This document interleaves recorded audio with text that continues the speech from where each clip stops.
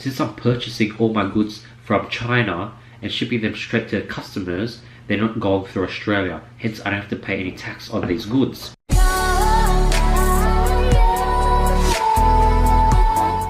Hey guys, what's up? Today I'll be going over a pretty big question.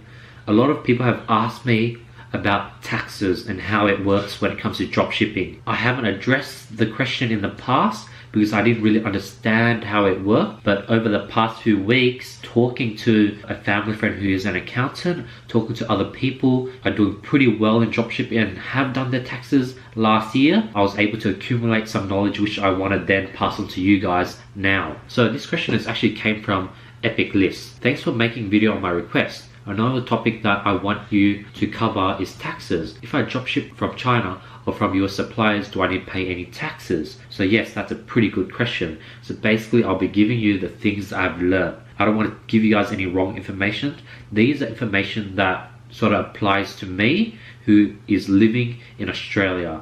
I believe Australian, Canadian and US and maybe even UK tax rules are quite similar. So hopefully you guys can use this knowledge to have a better understanding when you do then go talk to a CPA, a certified accountant. Number one, I don't have to pay taxes for my VAs, for my workers, since they're not based in Australia. I think companies who hire people from Australia, they have to pay tax or give them extra wage, something like that. I luckily do not have to deal with that issue. Two, I don't have to pay tax on the goods I buy. Since I'm purchasing all my goods from China and shipping them straight to customers, they're not going through Australia. Hence, I don't have to pay any tax on these goods. Whereas people who buy stuff in Australia or buy things and then ship it to Australia, that's a completely different issue. Furthermore, I do have to pay tax on the sales made by Australians. So in Australia, we call it GST. Usually, stores would charge 10% extra on top of the price. Since I'm able to charge Australian purchasers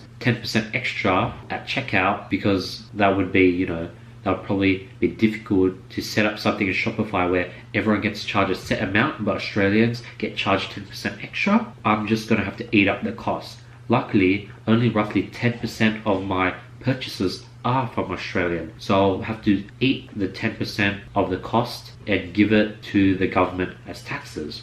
So how I plan to do this is just export all the orders in my Shopify and just sort it by country, and then I'll be able to get the list of orders from Australia. Next, income tax. This is different.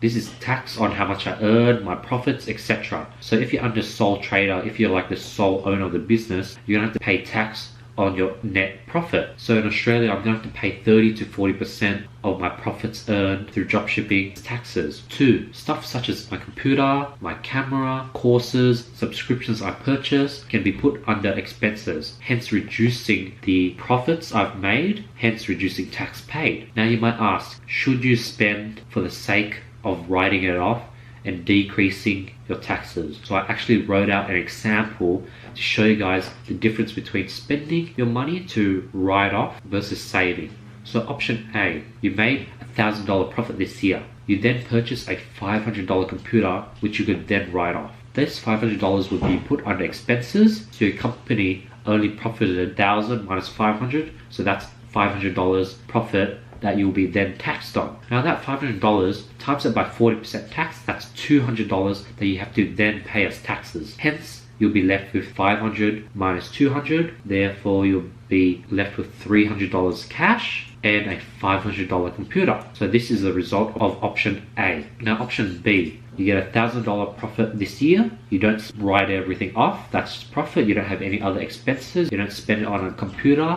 So your taxes will be 1,000 times 40%. So the tax will be $400. So as you can see, the tax is double. I'm paying double the amount of tax. But what I get left is $600 cash. So it's up to you. Do you prefer having $600 cash or $300 cash plus a computer? So you don't want to just start spending money on nice cars, the newest iPhone, the latest computer just for the sake of writing off, because you'll be getting less cash in the end. So I hope me going through like examples and sharing everything I know on this topic has helped someone. This video is pretty important because you're eventually going to get to the point where you do have to start worrying about taxes when you succeed in dropshipping. So if you like this video, don't forget to drop a like below, drop a comment below if you have any other questions, spend some one-on-one time just helping you out. Don't forget to join our Facebook e-commerce legacy. My goal with the group is to create the world's most helpful culture where everyone's just helping each other. And lastly, don't forget to subscribe because I'll be seeing you guys tomorrow. Peace.